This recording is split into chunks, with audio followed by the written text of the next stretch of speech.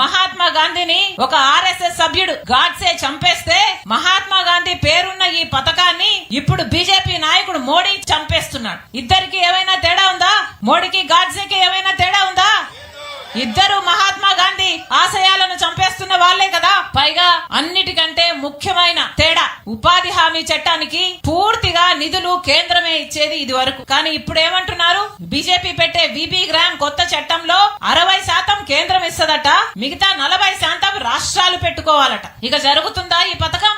100% నిధులిచ్చి నడిపితే ఈ పథకానికి సంవత్సరానికి అయ్యే ఖర్చు 56,000 కోట్ల రూపాయలు. కానీ 56,000 కోట్ల రూపాయలు ఉపాధి హామీ కింద మీకు ఇస్తే బీజేపీకి ఏమైనా వస్తుందా? పేదవాడికి డబ్బులు వస్తాయి కానీ బీజేపీకి డబ్బులు రా. అందుకే ఈ డబ్బుల్ని మీకు ఇవ్వకుండా బడా బడా నాయకులకి, బీజేపీ బినామీలకు, బీజేపీ నాయకులకు ఇయ్యాలన్నదే బీజేపీ కుట్ర. అందుకే ఇప్పుడు 100% నిధులు ఇవ్వరట, 40% రాష్ట్రాలు భరించాలట, 60% మాత్రమే కేంద్రం ఇస్తుందట. ఇక రాష్ట్రాలు భరించే స్థితి మన ఆంధ్ర రాష్ట్రానికి ఉందా? ఉపాధి హామీ ఖర్చు భరించే కెపాసిటీ ఆంధ్ర రాష్ట్రానికి ఉందా? ఇప్పటికే 11 లక్షల అప్పుల కుప్ప చేశారు నాయకులందరూ, జగన్మోహన్ రెడ్డి గారు, చంద్రబాబు గారు కలిసి. అలాంటప్పుడు ఉపాధి హామీ నడుపుకునే స్థితి మనకు ముమ్మాటికి లేదు. కనీసం జీతాలు ఇచ్చుకోవడానికి కూడా టయానికి మన రాష్ట్రంలో డబ్బు లేవు. అలాంటిది ఇప్పుడు ఉపాధి హామీ పథకం కూడా ప్రభుత్వం చేతిలో పడితే ఇక ప్రభుత్వం ఈ పనిని పూర్తిగా నిలిపేస్తుంది.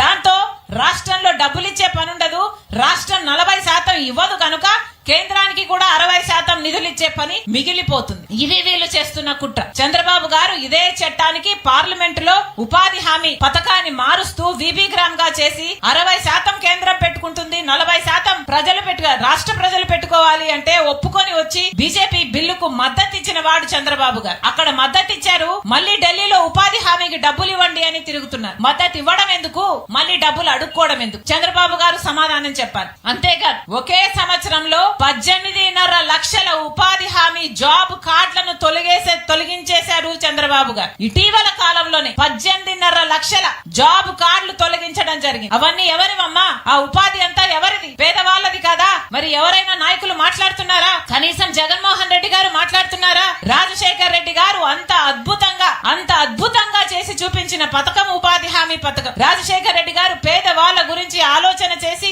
రూపకల్పన చేసిన పథకాన్ని, ఇక్కడ రూపకల్పన చేసిన పథకాన్ని దేశమంతా అమలు పరిచిందే.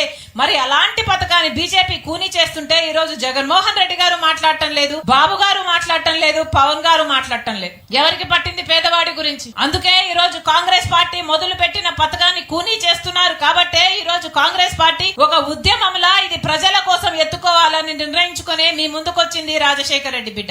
ఒకప్పుడు రాజశేఖర్ రెడ్డి గారు ముఖ్యమంత్రిగా ఉన్నప్పుడు ఎన్ని జాబ్ కార్డులు ఉన్నాయో తెలుసా?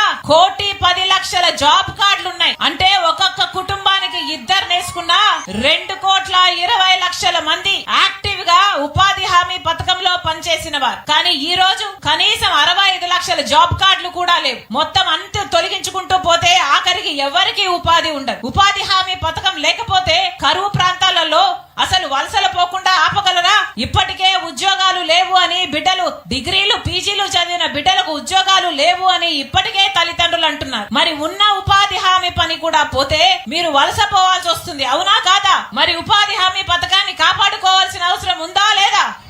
అందుకే చెప్తున్నాం, కాంగ్రెస్ పార్టీ ఉపాధి హామీ, మహాత్మా గాంధీ ఉపాధి హామీ పథకాన్ని రక్షించుకోవడానికి కాంగ్రెస్ పార్టీ ఎంత దూరమైనా పోరాటం చేస్తుంది, ఎందాకైనా పోరాటం చేస్తుంది. మీ అందరూ కూడా మద్దతు ఇవ్వాలని మనస్ఫూర్తిగా ప్రార్థిస్తున్నాం. రాష్ట్రంలో ఎన్నో సమస్యలు ఉన్నాయి. బిడ్డలకు ఉద్యోగాలు రావటం లేదు, మనకు ప్రత్యేక హోదా లేదు, రాజధానికి కావాలి అంటే మనకు నిధులు ఇవ్వకుండా అప్పులిస్తుంది కేంద్రం. అలాగే పోలవరం ఎత్తు తగ్గించి దాన్ని ఒక గ్రావిటీ బేస్డ్ ప్రాజెక్ట్ కాకుండా లిఫ్ట్ ఇరిగేషన్ ప్రాజెక్ట్ చేస్తుంది బీజేపీ. అయినా ఎవ్వరూ మాట్లాడటం లేదు. బాబు గారు మాట్లాడరు, పవన్ గారు మాట్లాడరు, జగన్మోహన్ రెడ్డి గారు మాట్లాడరు. ఎందుకంటే అందరూ కలిసి బీజేపీకి బినామీలుగా మారారు, బీజేపీకి బానిసలుగా మారారు. అందుకే రాజశేఖర్ రెడ్డి బిడ్డ ఈ రోజు ప్రజల పక్షాన కొట్లాడాలనే కాంగ్రెస్ పార్టీ తరఫున మీ ముందుకు వచ్చింది. మళ్ళీ చెప్తున్నాం, కాంగ్రెస్ పార్టీ మొదలు పెట్టిన ఉపాధి హామీ పథకాన్ని ఏ మాత్రమైనా కృంగదీసినా, నశింపజేసినా కాంగ్రెస్ పార్టీ ఊరుకోదు. ఎందాకైనా పోరాటం చేస్తాం. మీరు కూడా చెయ్యి కలపండి. చెయ్యి కలిపి ఉపాధి హామీ పథకాన్ని రక్షించుకోవాల్సిన అవసరం ఉంది.